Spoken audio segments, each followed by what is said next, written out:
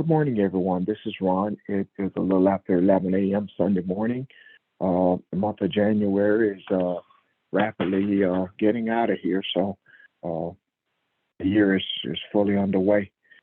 We spoke yesterday mainly on Q&As, but we had a lot of questions and concerns, of course, about the mass shootings and all the violence that has gone on. We talked about the things going on in California and even outside of America. I think one happened in Jerusalem here not long ago at a synagogue. We talked primarily about what's taking place in Tennessee with the 5 police officers. So we spent a lot of time on that, and yesterday we at the end of our session, Nick started talking about giving us some more information about the fire in hell and get some insight into that. So before we go back with Nick and let him continue, I want to see if we have any more questions or comments about what we discussed on yesterday, or anything else for that matter. I was looking at last night, the national desk, that news broadcast, and it was saying that the mass shooting was up to 41, I think is the number they gave. So since the first of the year. And I thought, wow, I didn't know it was quite that many, but that's the month of January is not hasn't concluded yet, and that's where we are. So anyway, that's enough on that. Any questions and or comments from anyone? It's not at all relevant to what. Well, it is in a very, very convoluted way. But Ron, I can hold it. But and just actually, I guess I could text the title. I just read an article at Yahoo entitled "Why More Physicists Are Starting to Think Space and Time Are Illusions." And then there's a wonderful little sentence in there that says, "Properly understood, the concept of entanglement, which is this is all a part of, implies that the universe is monistic, as philosophers call it. That on the most fundamental level, everything in the universe is part of a single unified whole." I just thought that was an interesting concept to put in someone's mind to start their day. That's it. I don't mean to distract the discussion away from that, but I just thought that's quite a fascinating thing to have surface.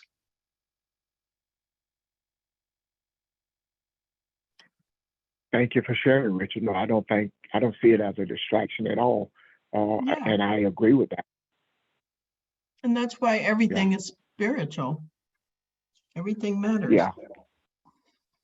Everything matters and everything is connected. I agree with that.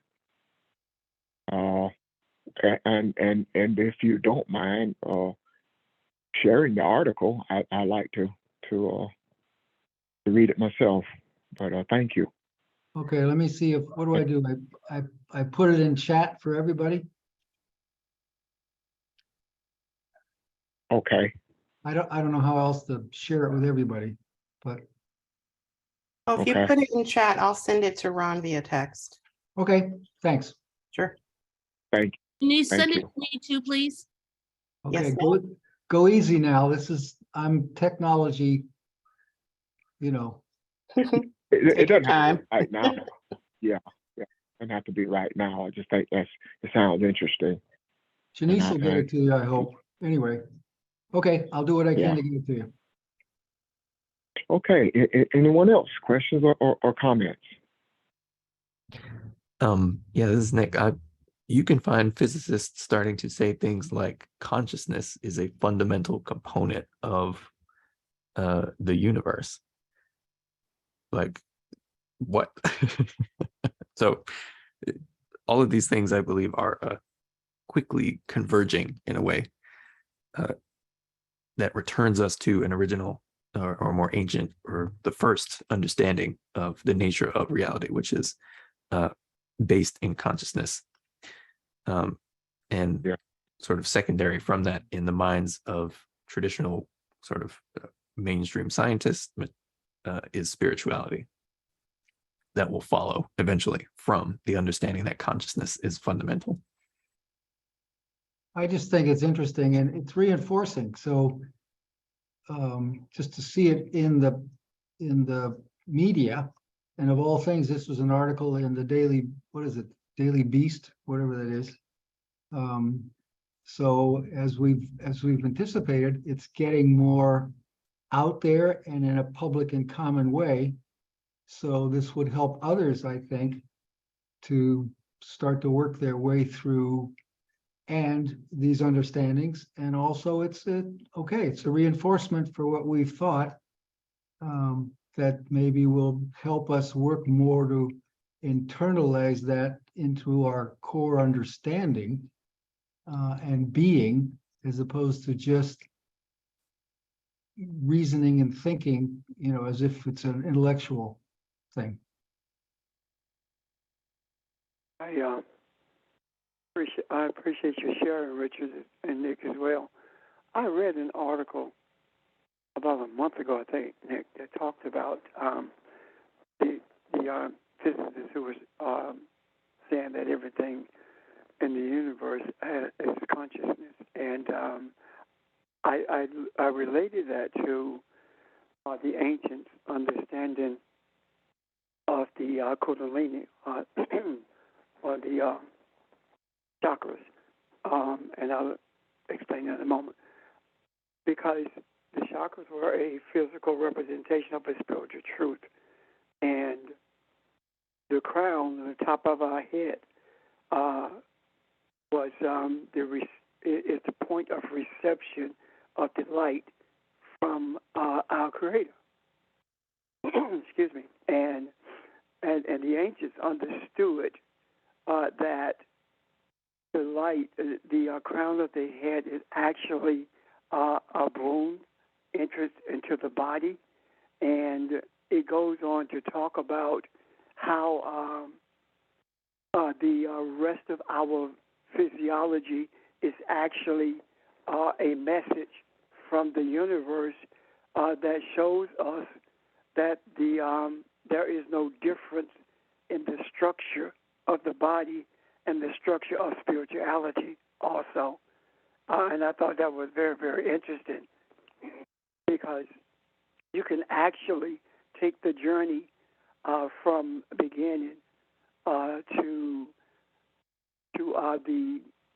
the crucifixion, and it will show you exactly where we are right now, or what we were created to be, and how we are supposed to function in this ocean of consciousness called the universe. I thought that was very interesting, and I think at some point we'll probably get into a discussion of that.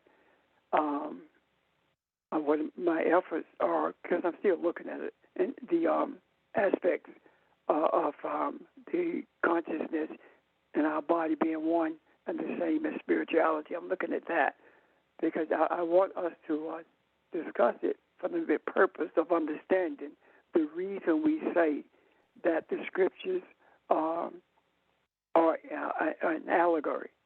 And the allegory is a story that speaks to a spiritual truth. And our bodies is an allegory. Our body speaks to a spiritual essence as to who we are, which is indeed a spiritual truth. Thank you. Pastor, that kind of reminds me of, remember a long time ago when Jamil wrote those Hebrew letters on the board, and he put them together in a certain way that sort of looked like the limbs and torso of a person? Yeah, I remember that. Yeah. And I think I have an understanding of that now, almost anyway. I'm getting there. But it's a bit complicated, not so much an understanding by reading it, but it gets a bit complicated when you teach it. And, of course, every one of us wants the same thing, and that is clarity when we teach. So I can see that correlation, Audrey. Thanks. Well, added to that, if you can remember, on something we talked about a while back in Foundation about dream research, which was showing that it's as if the dream state was more real than the waking state. So when these things start bubbling up to the surface and the research is going on, but it gets to the surface, it's fascinating to see the connections, and it corroborates things. And that's its value to me, because we can all reason out something eventually if we understand it, but to internalize it and actually live on that understanding, that's the trick, I think. I have a question. It is. May I finish? Yes, sir, I yield. Okay, thank you. It is. It's fascinating. However, I also see where we are headed with this. And I want to interject this at this point because I want people to understand that this is not an exercise in academia. The church has convinced us that if we're not mentioning the name Jesus or Moses, then we're not actually talking about Scripture. This is a journey of spirituality, and we are at a place on this journey where we are going to be shown those things that we thought once were abstract are more real than those things that we see with our eyes, and that's where we not only are headed. I do believe that that's where we are, and we'll begin to process with our soul instead of our minds. And if there's anything that you don't understand, ask a question about it, because if we don't understand it, guess what? At some point we will find it, and we will give an answer and explanation to everyone. That's all I want to say. I'm going to go ahead. Thank you for yielding. I was going to ask, so by the physics and all these other people catching on to consciousness, so the example, this is one of the examples that you guys gave about putting things out in the macro. That's my question. It is. And what we put in the macro is desire. Just like we have been shown when we talked about Trump being the revealer of everything that needs to be changed, when we talked about the revealing of the true nature of this country, of this, and how it relates to people around the world as well as in this country. When we talked about those revelations, guess what? Our desire for revelation to understand what's happening is not just shown by a man named Trump saying the quiet thing out loud. It's not just being shown by the brutalist policeman. It is also an understanding of our essence as spiritual beings. And that is the apex of our journey, understanding the spiritual nature of our essence. And then by doing that, we began to understand that we are also equipped to change the course of things in this earth. So this is, for lack of a better term, this is an advanced understanding of the Scriptures. Right now, we are at an understanding of spirituality more so than we have ever been. Yet it took the journey through this physical material realm to get to this place. Why? Because our familiarity is with the physical realm, with religion, science, etc. And we have traveled through through that journey, and now we are at this entrance into the magnificent, the awesome nature of the universe and us being one. And the greatest thing about that is our Creator is showing us what it looks like to be one with the universe and our experiences will be increased 1,000-fold with the universe itself, with our Creator, and we will understand, we will see that our Creator is us and we are it in a real way, in that we have never been born, we have never left this earth. We've always been here. And what we're seeing now is the experience of what we were before we got here, as opposed to seeing what is to come in our relationship with our Creator. Thank you. Unless there are questions or comments. Good morning, Pastor. Good morning, Ron. Good morning, everyone. Pastor, as you spoke about the physiology, of our humanity, and at the same time looking at it from a spiritual perspective, as we, have, read the scriptures many times, as a man thinketh in his heart, so is he, or as a woman thinking in her heart, so is she. But there in the brain of the neocortex, which is the cerebral cortex, which is the largest part of the brain, it deals with our thinking. However, spiritually, if we, can appreciate the importance of the colostrum, which is just that oil that is released once a month in our brains, but this oil pertains to the pineal gland in terms of the secretion of what they call the crystals, the invisible oil. And again, I think that is just, again, amazing, how wonderful and marvelous we are made. But just to know that we have this oil that the Creator, has created for us to have, and to be able to, come into that knowledge and that awareness, again, I think supersedes the point that we can see spiritually, returning to our beginnings, and to know that we have the mind of Christ, and we're able to, again, appreciate the words that have been shared, through the Gospels. So I just wanted to mention that thought about this particular oil, and how it's the God within our mind, but how it relates to our spirituality. So again, I just wanted to share those thoughts because it does reflect on our thinking, and there's just that parallelism between the mind, body, soul, and the holistic approach in terms of how we see and hear and do things. I want to share those thoughts, just as a point of reference. I'm done. George, that's exactly what I was talking about earlier. That the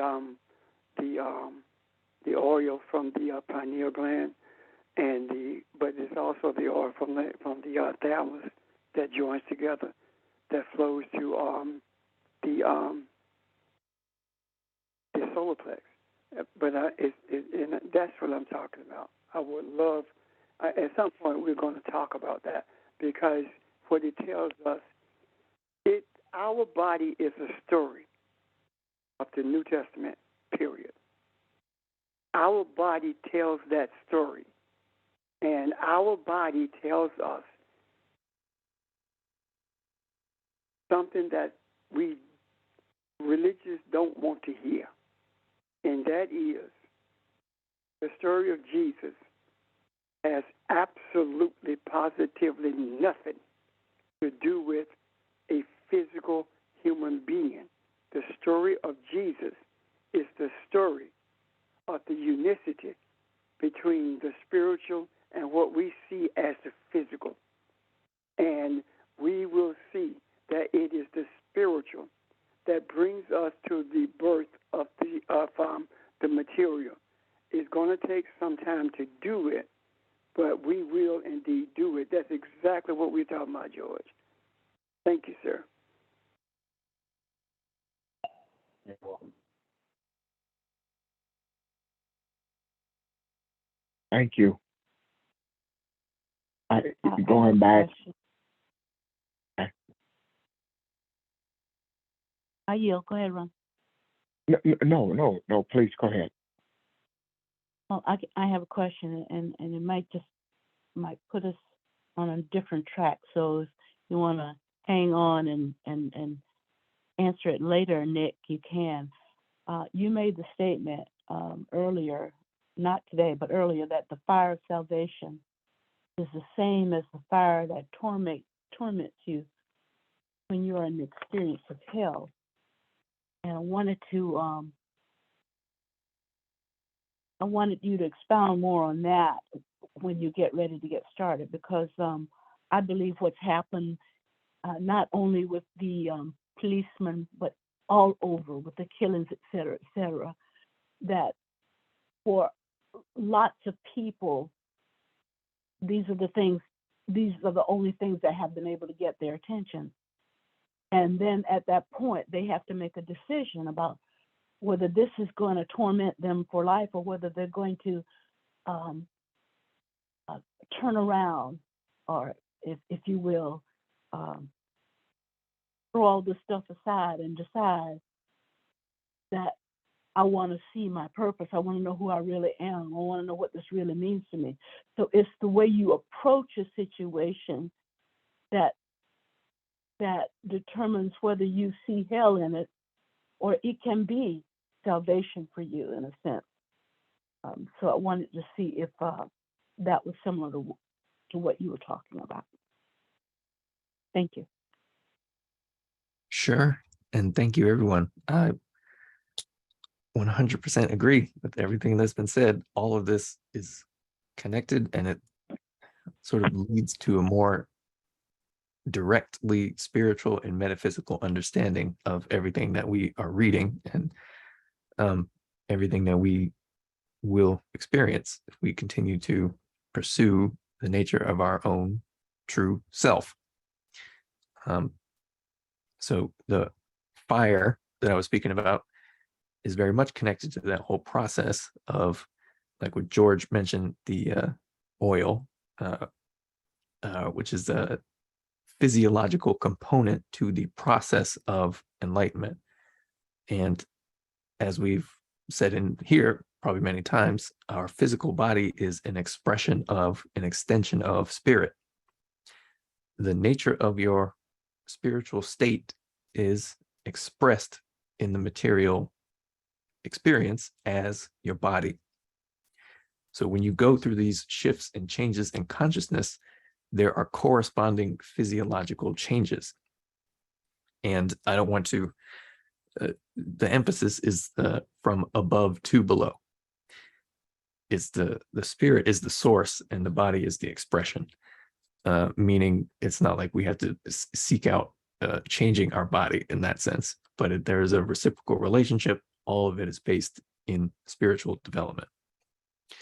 So when you hear in the Bible stories of people being anointed with oil, when that custom or tradition is mentioned, that is what is referring to the nature of the physiological changes that occur within the physical body as a result of the Christ consciousness and the principle of salvation being employed and resonating deeply and strongly within your own sense of self, and the corresponding changes to your perception and your physiological body that occur when you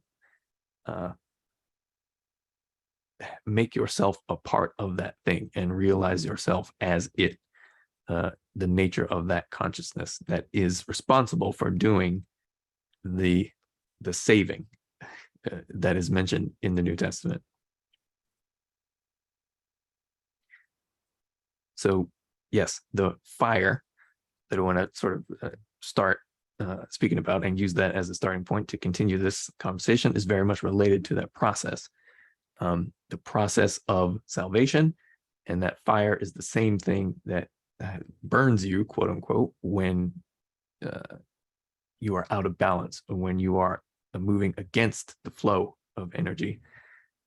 That is the instinctual pull back towards the awareness of the unity of all things and the awareness of unity of self with all things in the Creator.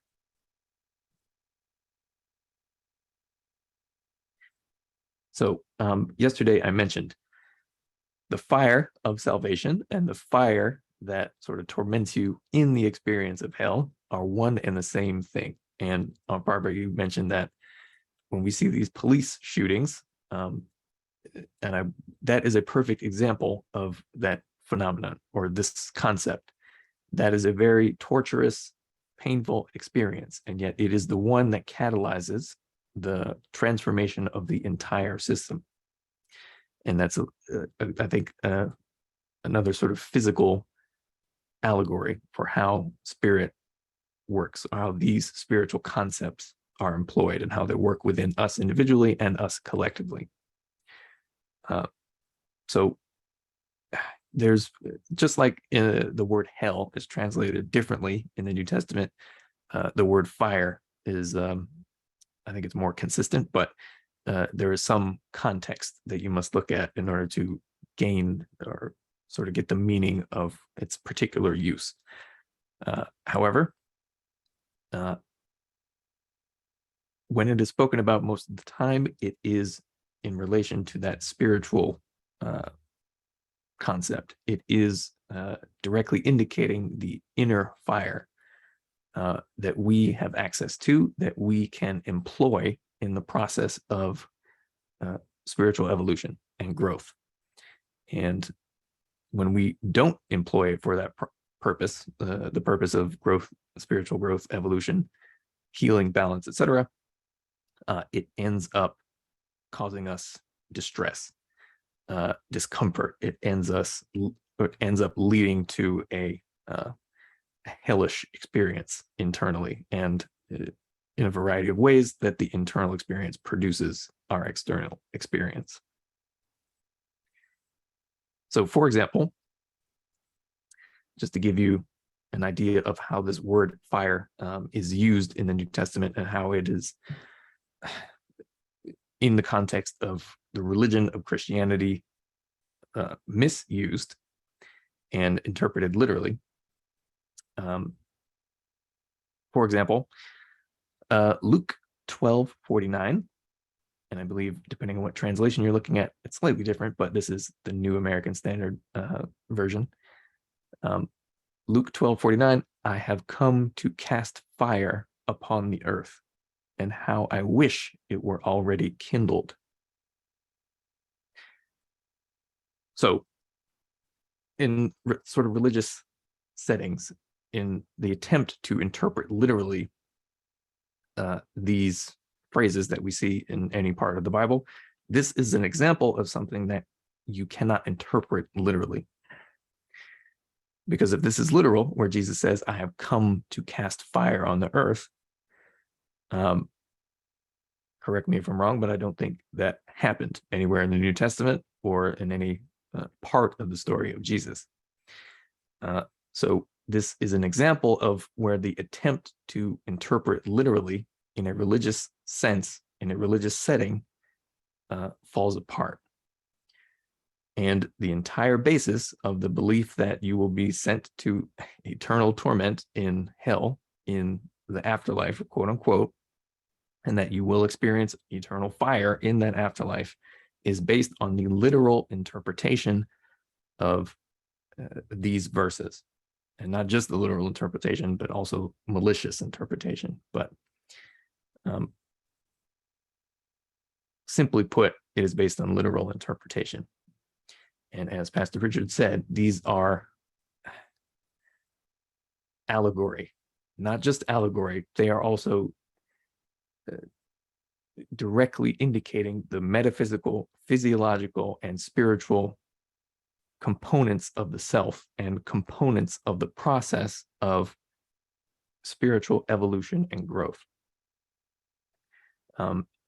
Now, it's often that we have to use physical analogies and physical, concepts, because that's what we're most familiar with.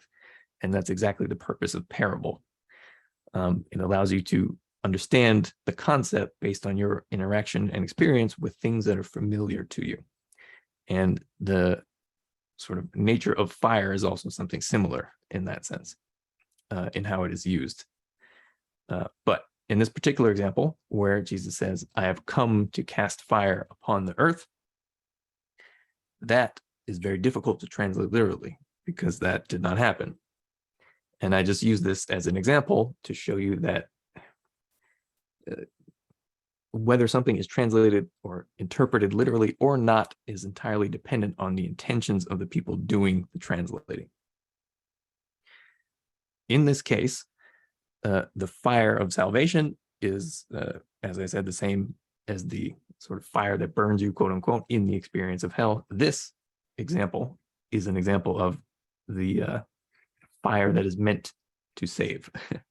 So when Jesus says, I have come to cast fire upon the earth, that is the teaching. It is the spreading the awareness that he possessed and that he attempted to kindle in other people as one candle lighting another, as the saying goes. It is an attempt to share the knowledge and understanding so that you also can draw upon that fire within yourself and know for yourself. And that is the destiny, our collective destiny, to collectively awaken that fire within, or at least sort of consciously understand how to use it. Because it's always present and it produces negativity if we apply our ego to it. So quite simply, and I'll ask if there's any questions after this, but a way to describe this sort of inner fire that is being spoken about is the fire of desire or passion. When we have used phrases like we have burning desire, that is directly something, or that is something that we produce, that phrase, that way of speaking, as a result of our inner understanding of the nature of this spiritual fire that is being spoken of. Any questions or comments thus far?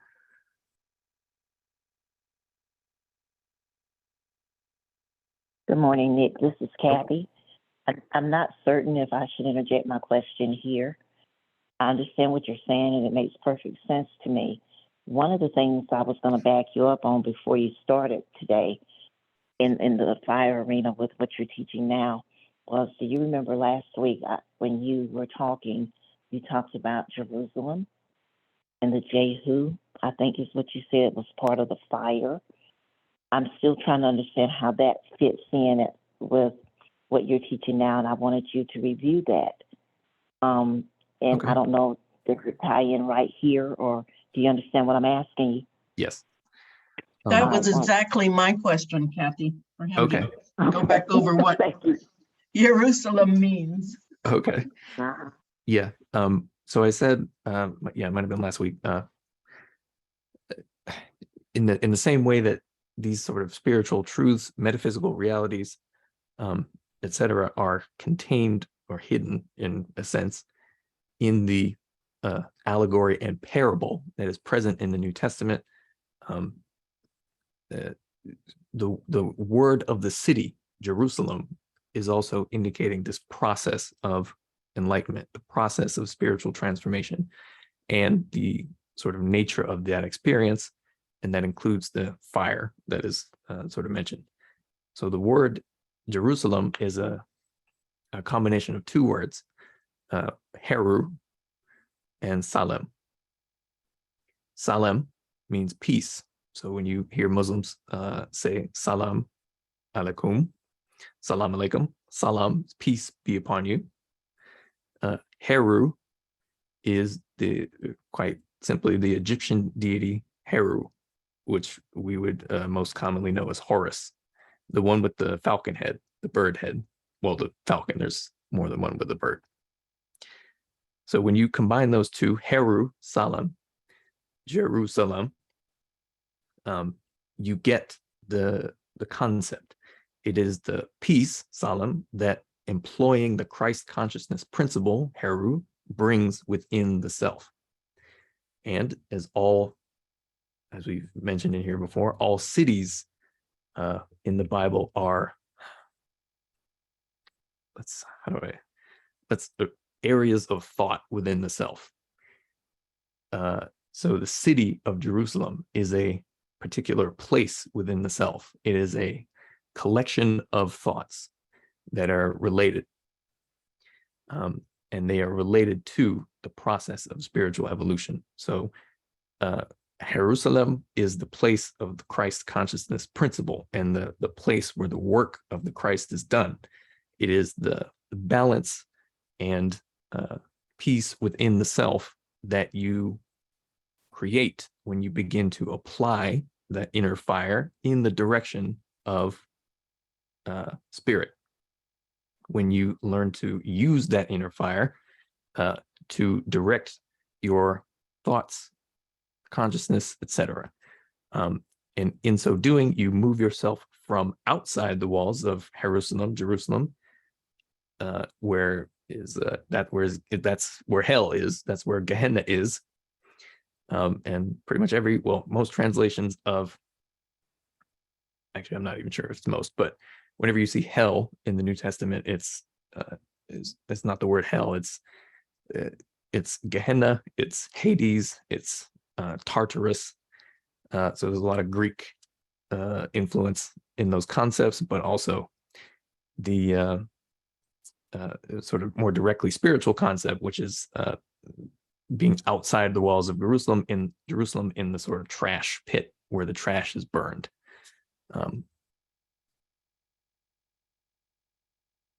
Am I going too quickly? Does that make sense? So far, it's making perfect sense. And what I missed last week was that this concept was on the inside of us. That's why I was still trying to figure out where did that fit, but I see it today, so thank you. Gotcha. Thank you. Yes, sir. Are you saying that this fire, this inner fire of hell, how do we get to that place? Now, let me back up.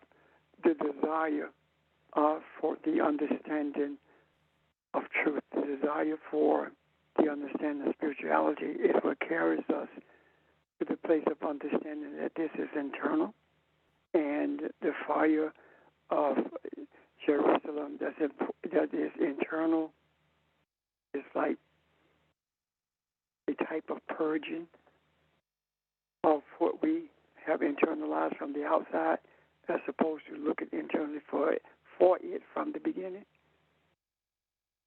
You understand what I'm asking? I think so, yeah. If I can rephrase or re-explain, so we have desires for everything. Right. We desire physical things, that's a lot of what we desire. It's something physical.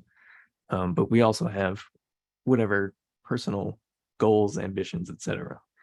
And I'm not saying that any of those desires are bad, but at some point during our understanding of ourselves and some point during our growth, we have the opportunity to recognize that at the core of all of those desires for various passing things is the core to know spirit and the core to reconnect with the true nature of the self, which is the creator. And it is at that point that we take that desire, which is sort of been spread out across whatever sort of temporary transient thing. And we take that desire and focus it and bring it inward and upward and employ the Christ consciousness principle within all of us, which builds the city of Jerusalem, or in another sense, allows us to find and enter that city within ourselves. So one of the ways I've heard it described in a very good book, which I read many years ago for the first time, which is Beyond the Lodge of the Sun, Inner Mysteries of the Native American Way, so with Native American spirituality. I think the author of the book was describing a vision wherein he saw people who had already passed, already transitioned, being burned by the things that they attached themselves to during their physical experience of life. So, and the examples were things like gambling and drinking too much. But what he described in the vision is, for example, somebody playing cards, and you can picture this in some sort of afterlife astral realm, playing cards, but the cards themselves were hot, red hot, to the point they were burning the person holding them. So that itself is a pretty good example of the nature of this fire. It is, when it is attached, when we point it at things that ultimately go against the flow of the natural structure, the natural balance, and then the nature of reality itself, it creates a painful experience. So in that example where the guy in the afterlife is playing cards and the cards are red hot, that conjures some stereotypically religious imagery of hell, like there's some sort of fiery thing. But what it is a visual, astral, symbolic representation of the nature of your own emotional, spiritual relationship with the things you attach yourself to. And there's so much that can be understood about the sort of metaphysical nature of reality from that, but it's a simple example. What we attach ourselves to becomes the things that we desire. They become the things that we want to gravitate towards, even after we transition. And in that sense, you're fighting your own self. So it creates a negative, almost tormenting experience, because you cannot force yourself to connect to physical things if you are no longer present physically. And as I've said, hell is not a place you get sent. It is an experience that we generate for ourselves out of ignorance or whatever.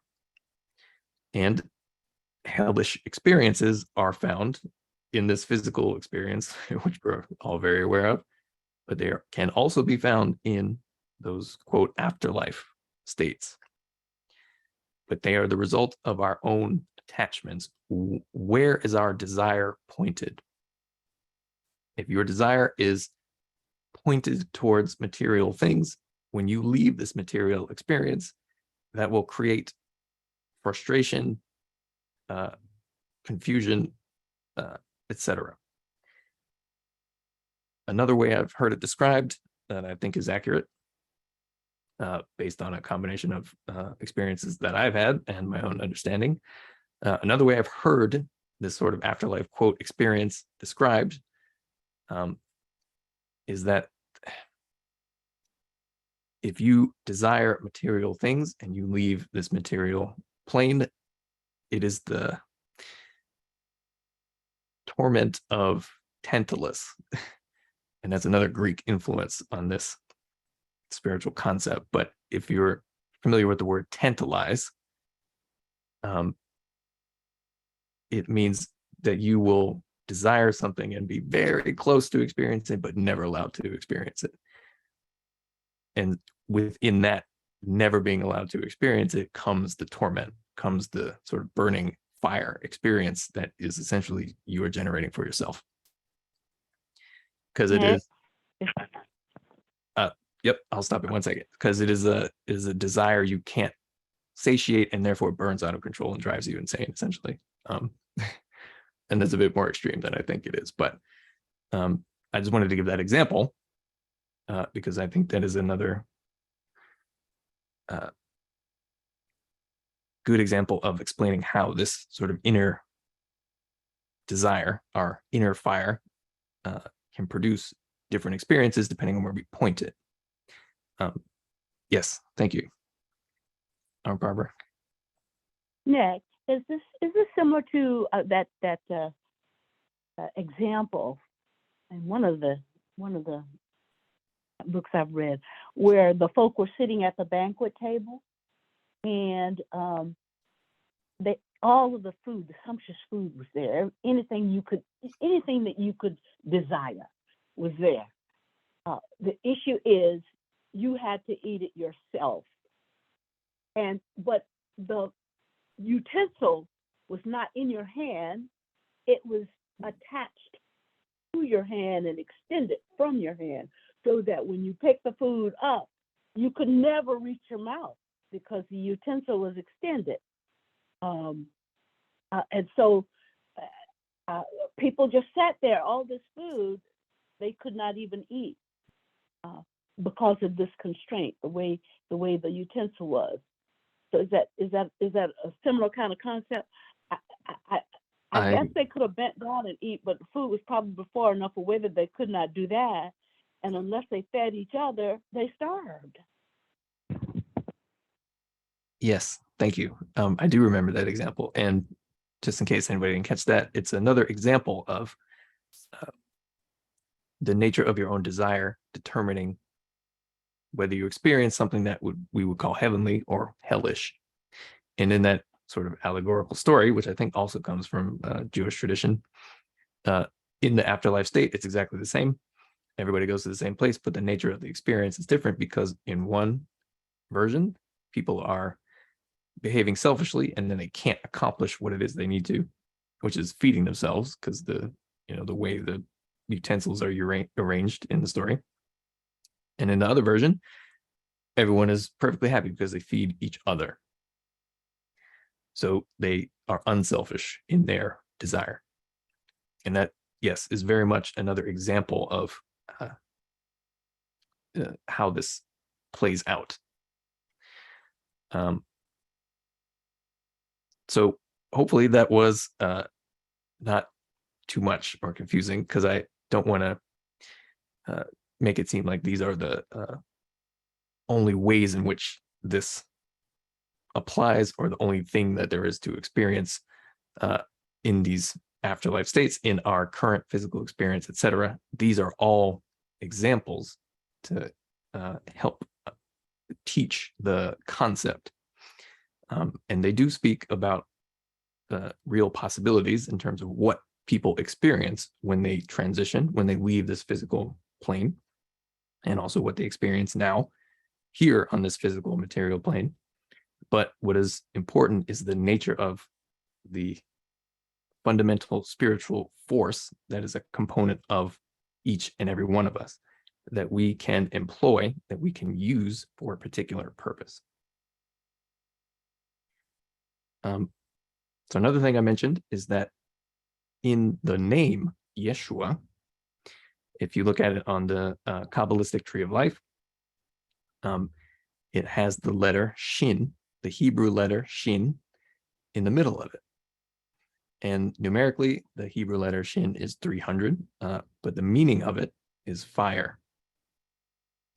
So the name Yeshua is a formula of consciousness present within every single one of us, that when we learn to use it and employ it, it's a good way to say, we engage the process of salvation. And I think the meaning of Yeshua is Yahweh delivers, or essentially the Creator delivers, because that is the function of that aspect of the conscious self, which, when you know it and learn to employ it and learn to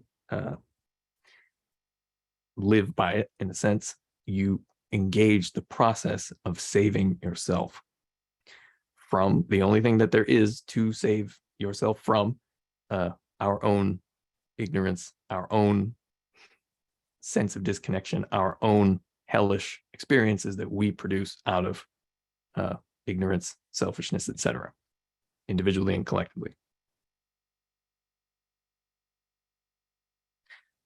When you look at, does anyone know what the Catholic Sacred Heart is?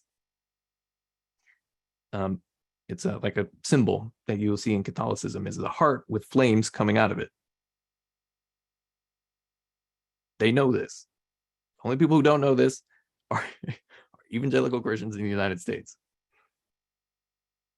The most ignorant form of Christianity, unfortunately.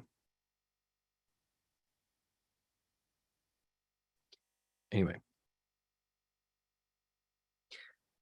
So, to put it simply, it is desire. Where are you directing your desire based on what it is you know about yourself and about what this whole experience of life and reality is? It is perfectly natural to desire physical things, to have ambition, to accomplish things. All that is fine. Those are all points of progression. They're all steps that we all go through in various ways. But as I said earlier, at some point, there is the inner recognition that there is a need to go beyond, so to speak, this physical experience in terms of our connection and understanding. And it is at that point that that desire, that inner fire must be directed towards spirit and recognized for what it is, as the fuel that fuels our journey of spiritual evolution and fuels the process of enlightenment.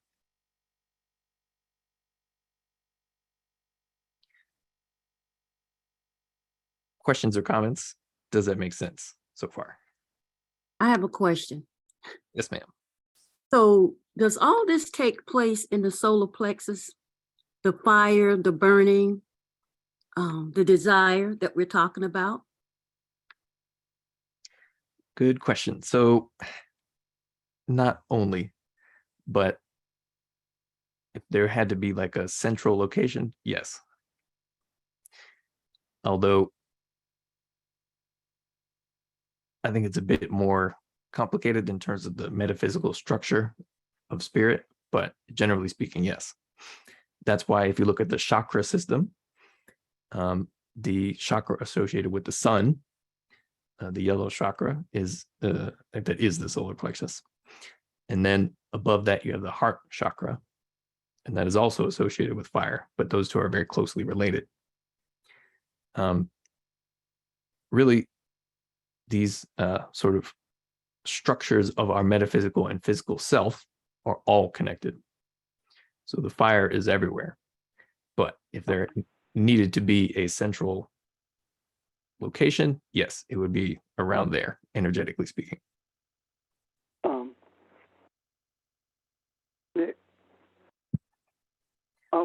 The question about the fire and solar plex.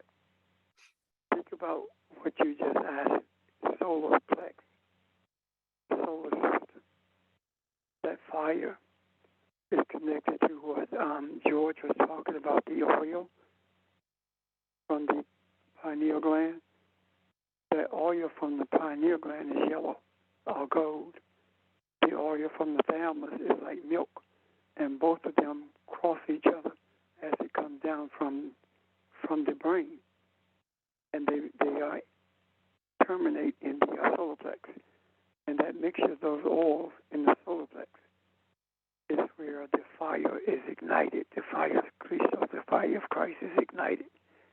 And that fire, depending on how you deal with your thoughts, your desire, what your desires are and your thoughts are, determines whether that fire is hell for you or whether it is a deliverer for you.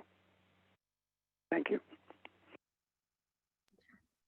Thank you. And let me just repeat that in case anybody didn't catch that. The oil from the pineal, which is golden, and the oil from the thalamus, these are physiological components of the body, and they are activated when a certain degree, for lack of a better term, of consciousness is attained. When you basically know yourself and begin to employ these things, they meet in the solar plexus and generate the fire of Christ. And that fire either fuels your spiritual growth, or it burns you, or it produces hell for you if you don't know what to do with it, or if it still is connected to our own egotistical attachments. And Nick, may I add this? That's also the land, the consciousness, the awareness of the land of milk and honey. That's what referencing from the scriptures, that consciousness of milk and honey, which means that it's a place of not only peace, but it's also a place of provisions, meaning that all provisions are made for you if you enter that consciousness. If you choose not to, then you continue to experience the fires of hell. Thank you.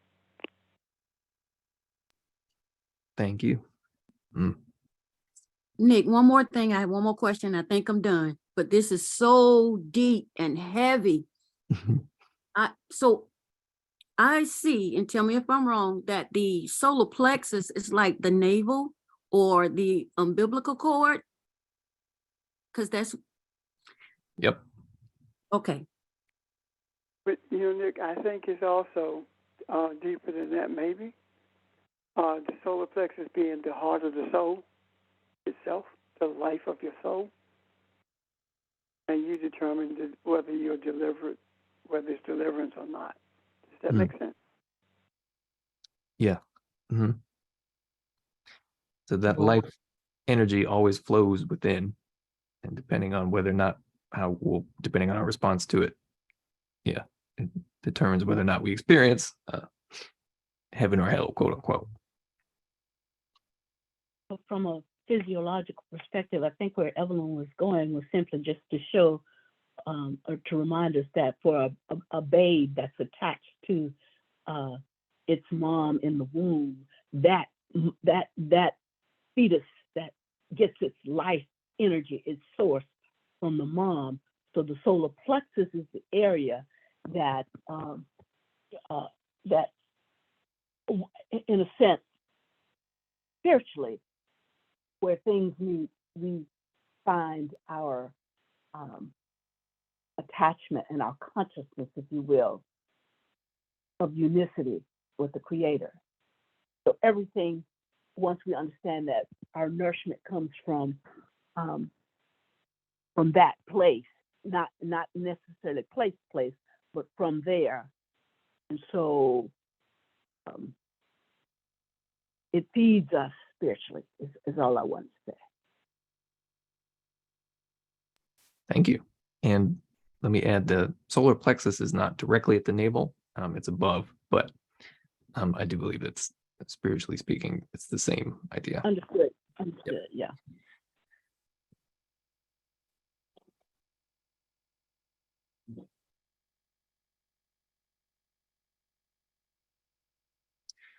Did someone else have another question? I forget. No, okay. I didn't have a question, but man, this just resonated with me so deeply, talking about the golden oil from the pineal and the white from the thymus. And then that's where we get the idea of the land of milk and honey. I mean, that's just that explains so much for me. I don't even have words at the moment to describe. Yeah, I had not made that connection either. Honey is very golden. Yeah.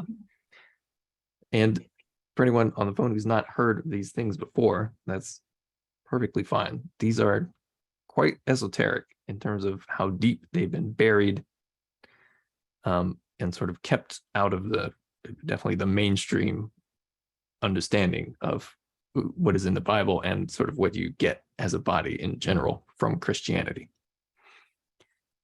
These are the things that the students who traveled to Egypt would have learned from Greece, from the Middle East, and everywhere they came from.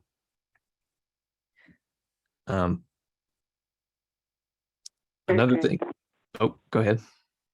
This is the reason that what we call education was so sacred to the ancient ones in northern Africa and Egypt. They are sacred because of what they speak of. And that's why they were protected from those who were uninitiated, meaning those who are interested in it for selfish reasons. Thank you. Thank you, sir. There's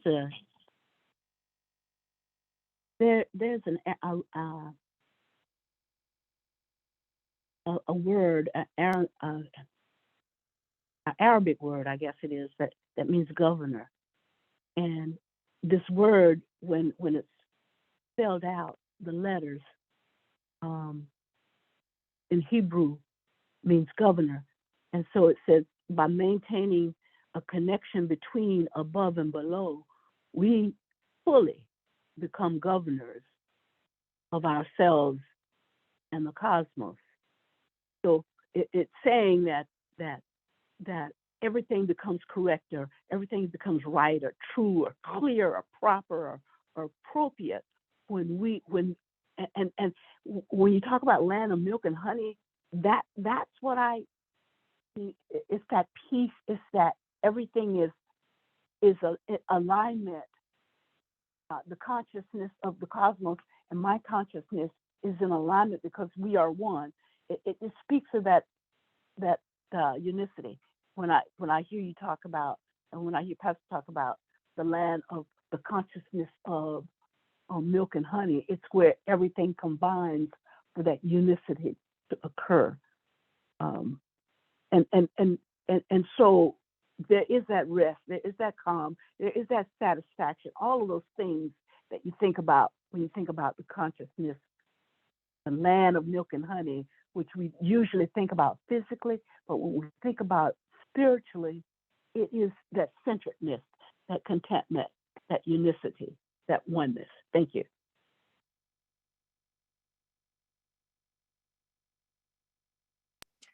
Thank you.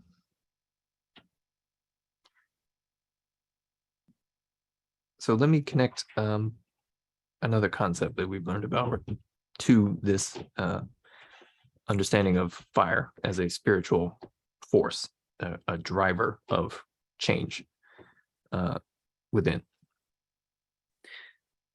The fire that is spoken about and is present in the name Yeshua as the letter Shin, and spoken about in the New Testament, etc., is the same as if you've heard of the Kundalini serpent or the fire serpent, which is talked about in the Bible, or the Kundalini serpent of Eastern spiritual tradition, because all of these things are connected.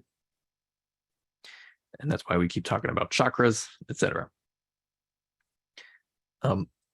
The Kundalini serpent or the fire serpent is the process of raising that energy within the self by employing that inner fire and directing it towards spiritual things, essentially. And that is where you get all of the references to the staff in the story of Moses or the story of Exodus. So when, I'm sure you remember, you hear stories of Moses' staff turning into a serpent, it is talking about that energy being raised up or employed for the purpose of consciousness transformation. Consciousness transformation to take you out of Egypt in the story of Exodus, in this case, meaning material, physical attachment and awareness.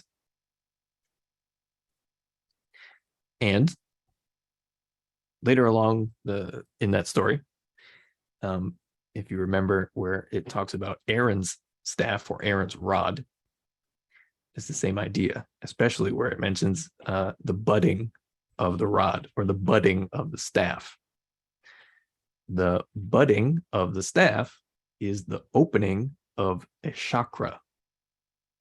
That's why when you look at the chakras, they have petals stylistically around the outside. It is a visual description of what is literally happening metaphysically and spiritually. And based on experiences that I have had, I can tell you that when one of those energy centers has a pulse of energy that moves through it, and a pulse of energy that expands outwards from it, it looks like flower petals. And that is the only way I know how to describe it. And I think that is exactly why it's depicted that way. Nick, what is a chakra? Thank you. Pastor Richard asked, what is a chakra? And that is a center of energy present within you, within our physical body, within our spiritual body.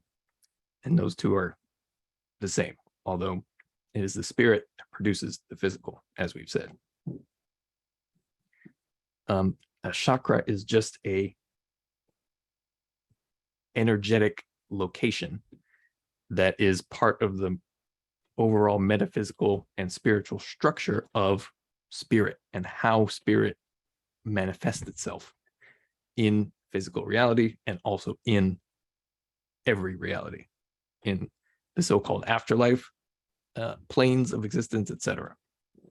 Because spirit manifests itself onto all of those planes.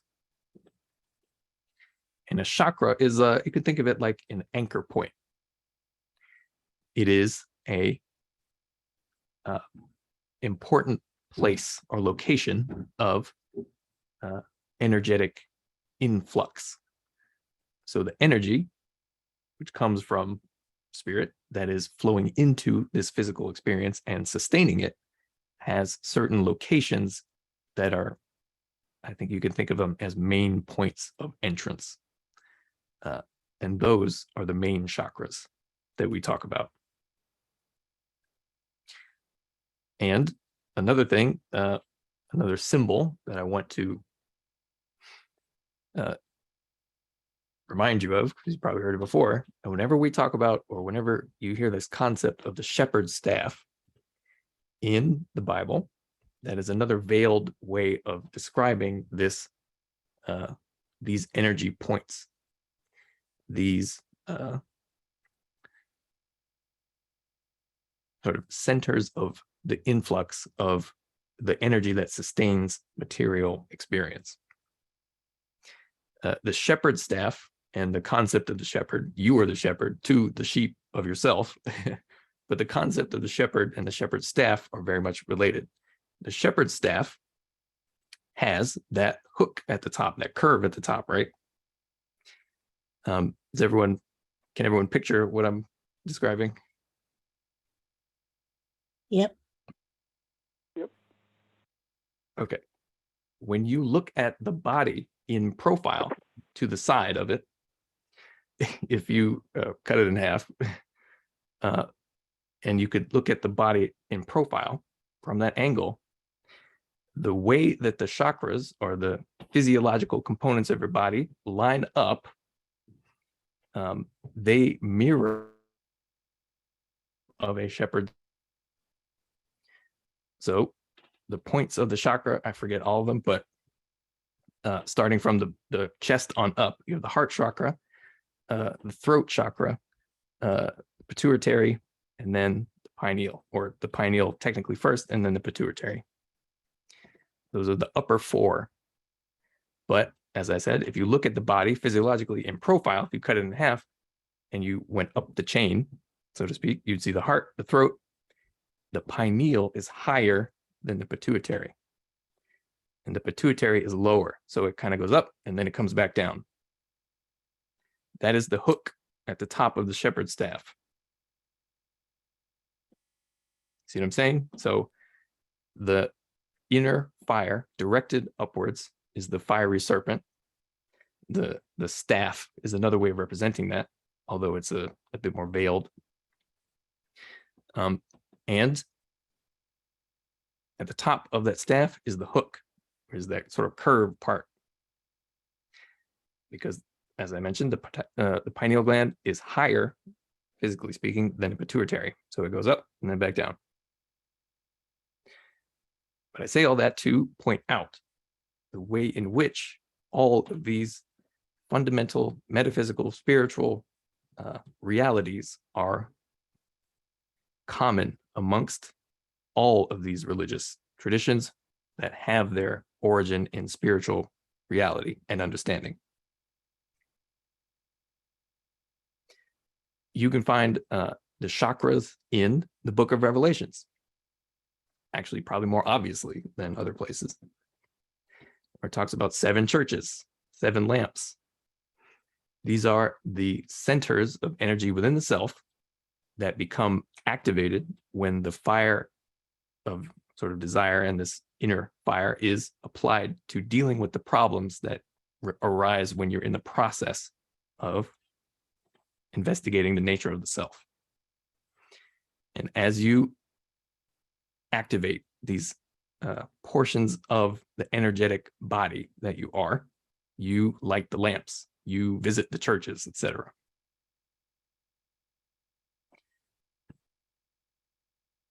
The entire religion, Western religion of evangelical Christianity, has you thinking that this is a book of apocalyptic destruction on a physical level. It is not. It is a book of apocalyptic destruction on a spiritual level within you.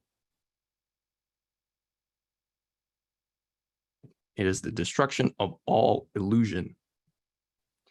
It is the end of the world of the ego. Selfish ego, I should say. So really, it's about revealing you to you, Yes. because revelation means to reveal, and what the churches would have you believe is that it's only about apocalyptic kinds of, catastrophic kinds of things. Mm-hmm. And I think it's also mentioned in the Book of Revelation as the dragon. I should go back and read it, but the concept, spiritually and allegorically speaking, of the dragon and the serpent are the same. So the serpent, the fire serpent in the Garden of Eden that sort of cast us out of the Garden of Eden, was the downward movement of this energy. It was the so-called fall of humanity was I believe it was a real thing, in the sense that it was a collective desire to turn consciousness towards physicality and away from spiritual awareness. Dick, Yes, sir. that, what you just said, an effort to turn spirituality towards material things, that's Catholicism. Everything we are talking about, they understand it. Like the fiery heart you spoke of, like the goon, the serpent, the dragon, all of those symbols, they understand them. And they have sought to use them in a physical way. And that is the foundation of Christianity, and that is the reason it is so empty. Thank you. Thank you, sir. Everyone see that? Catholicism says you got to kiss this gold statue or whatever the equivalent is. And that is a ensnarement in physical symbol of a spiritual concept that they are doing on purpose.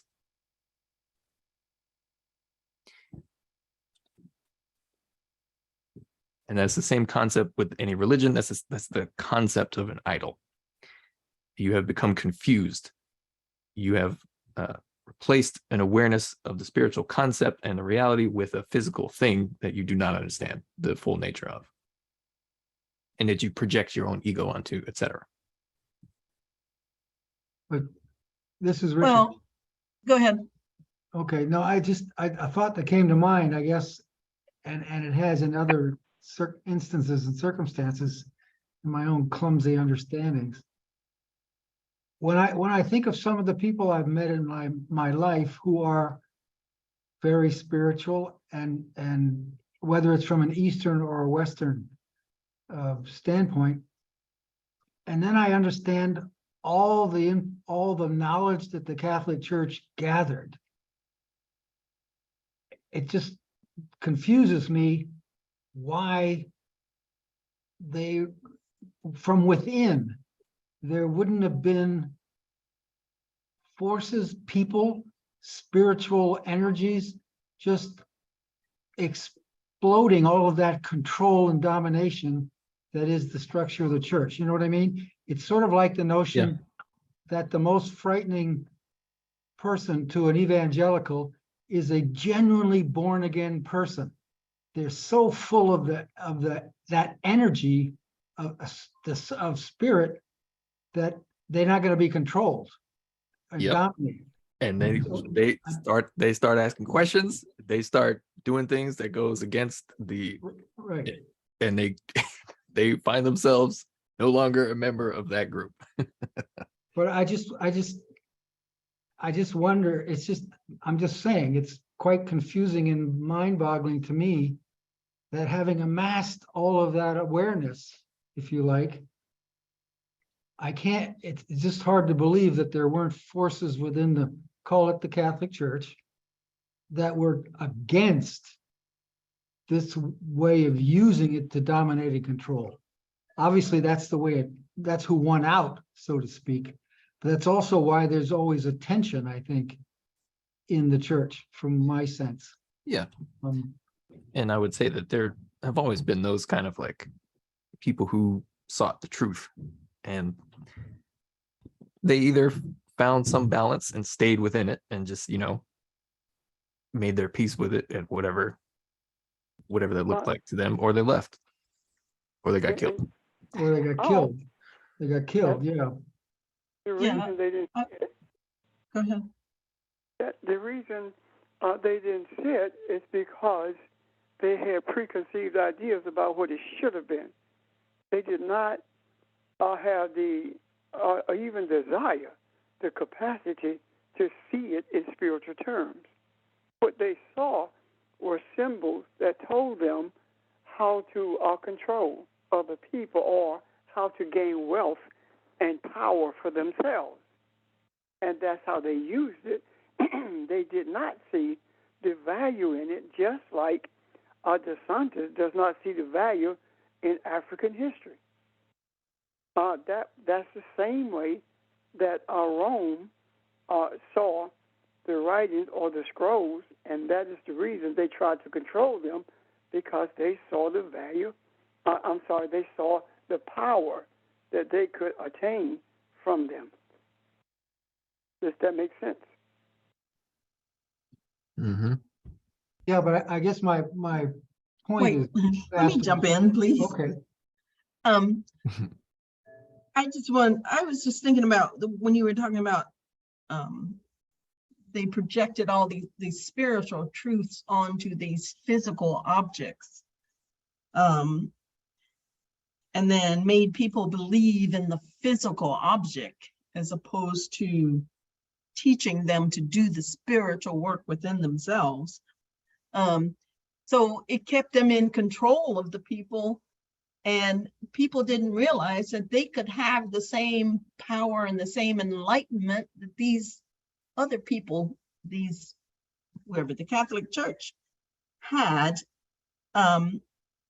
So it was a way to control, just as y'all were saying, and to keep people from realizing that they can do that spiritual work for themselves and gain the enlightenment that they need. But I don't understand. I understand the physical power and wealth part of it. Yeah. In terms of the church not allowing people to do this work, this internal work for themselves. But That's most of it. I do believe there is a deeper, sort of darker component to that, where people sort of are aware on a spiritual level of what they're doing, and sort of I don't know who those people are. those would be the closest probably you could find to the to Illuminati types. But I believe those are very few and far between, though I do believe they exist. Most of it is just that it's if somebody offers you $1 billion, that's to betray everything you believe. That's when the test occurs. And most people just don't know how to handle that. Money, wealth, and power, and the sort of physical freedom and ability to satisfy your physical desires that brings is the true test and the only real test, because that is why we're present here in the physical experience. So when you meet the masters of that temptation, it is very difficult to divorce yourself from that. And that is the true weapon of the of European confusion, spiritual confusion.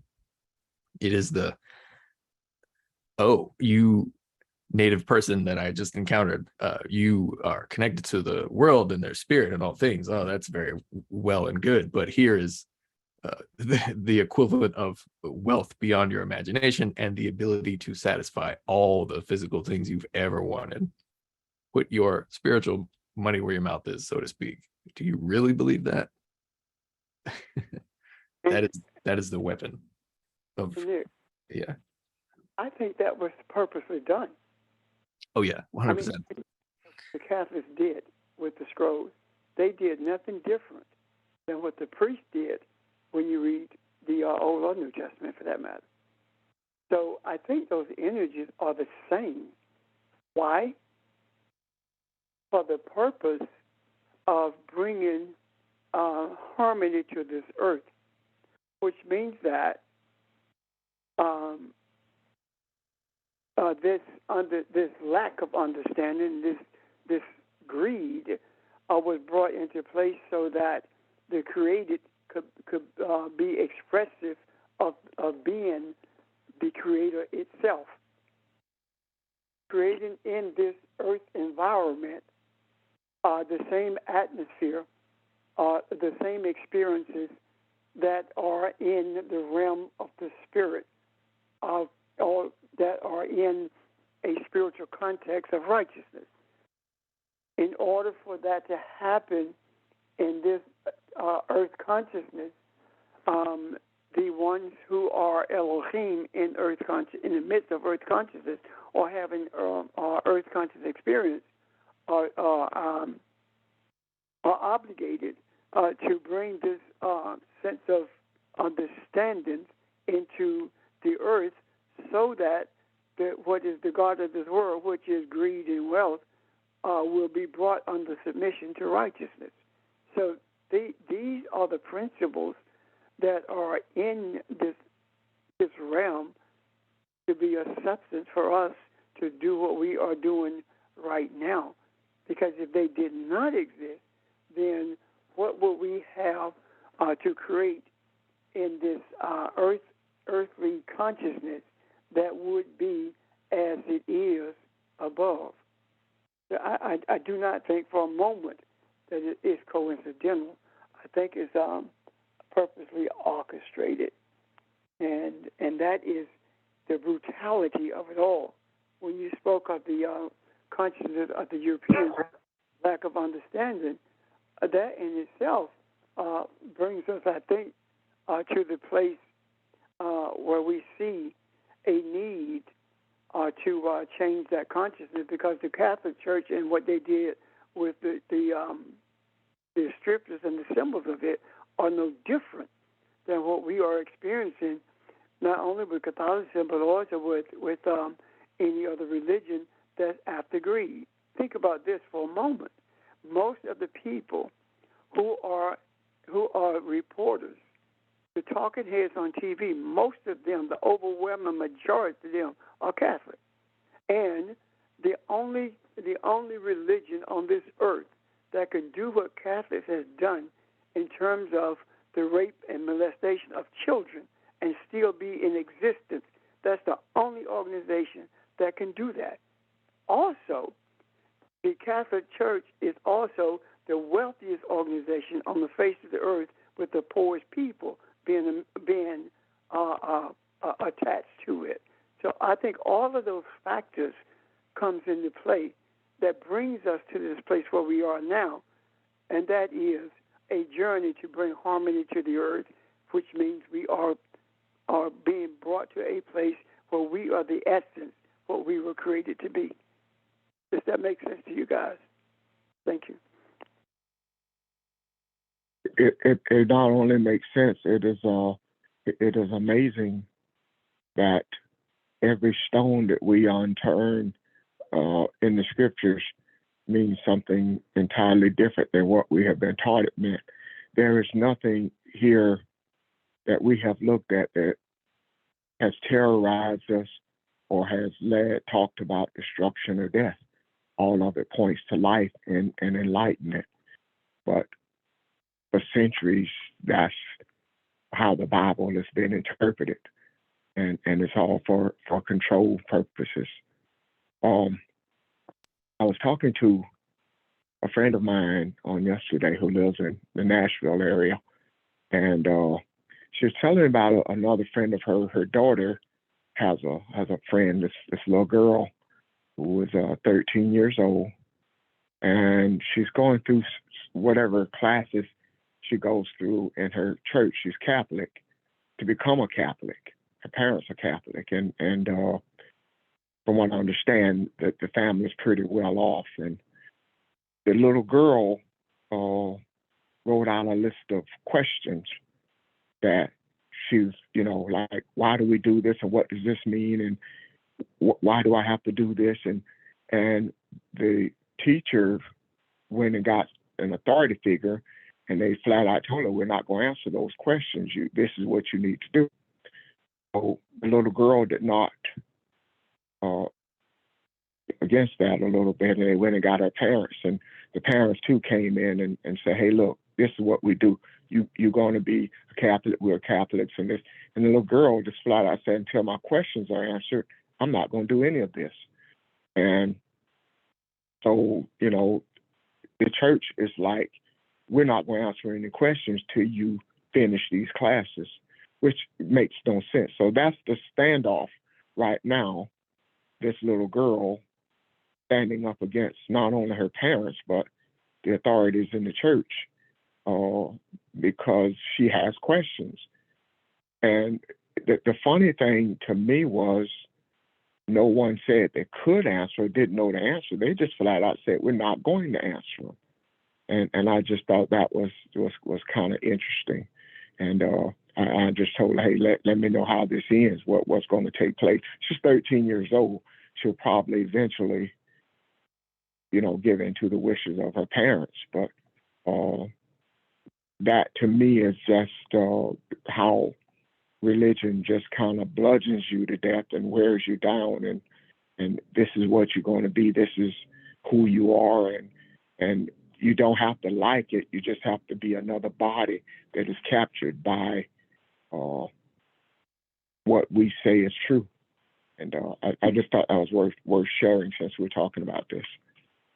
Or, Ron, she could be strong enough in her will that she decides not to succumb. So, I mean, Yeah. There are kids who've emancipated themselves. I'm sorry, go ahead, Pastor. You're that little girl.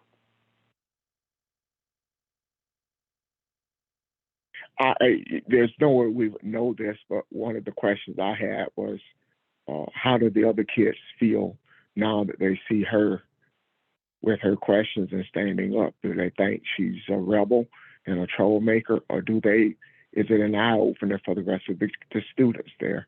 And I don't know how many there are, but I just thought that was interesting.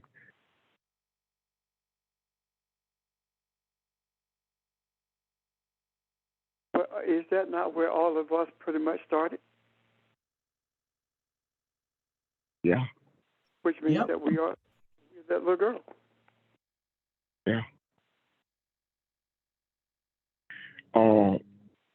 Just while I have opportunity here, I am extremely excited to hear Nick and Pastor when he made this link, the metaphysical part of the makeup of man and how that mirrors what we're discussing, and that is absolutely beautiful. And yeah, I want to read more and gain some more insight into that when you guys decide to teach that and pull all that together. And it sounds like George has a very important piece of that as well. So can't wait to hear the rest of that. We've been on about an hour and 30 minutes, guys. Is this a good place to pause, or did you want to carry on, Nick? Do you want to get to a stopping point, or is this okay for you? Trying to think if there's anything else I wanted to point out in particular. And of course, if there's any questions related to what we talked about, we can address those before we go as well.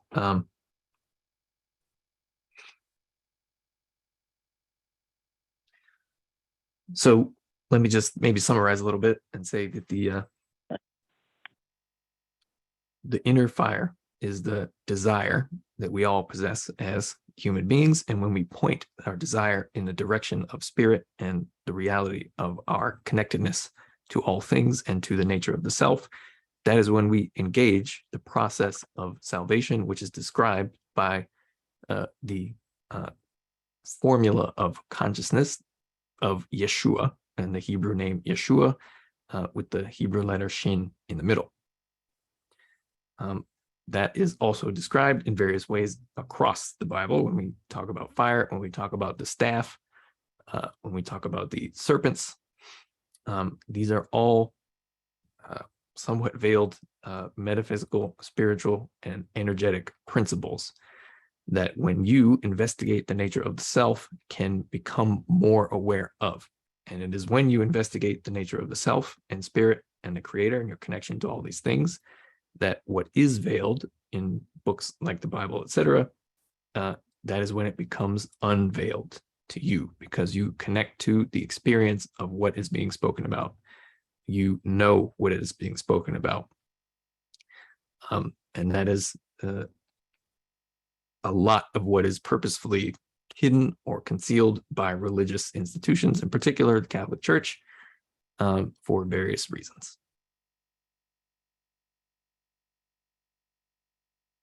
Okay, thank you.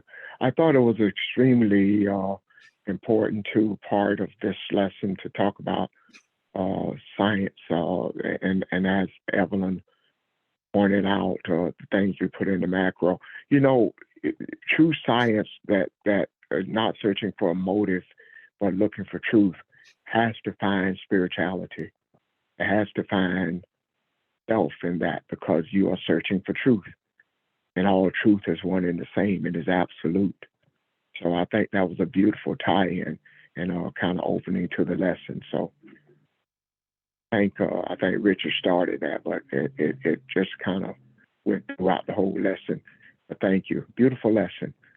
If there are no other questions or comments, anything to grab our attention, thanks again, Nick, and everyone that had questions or comments, and look forward to seeing you tomorrow evening. Thank y'all. Have a great Sunday. Thank you. Have a great day. Thanks, everyone. Bye, Ken. Thank you. Bye-bye. Bye. All right. Thank you, everyone. Bye.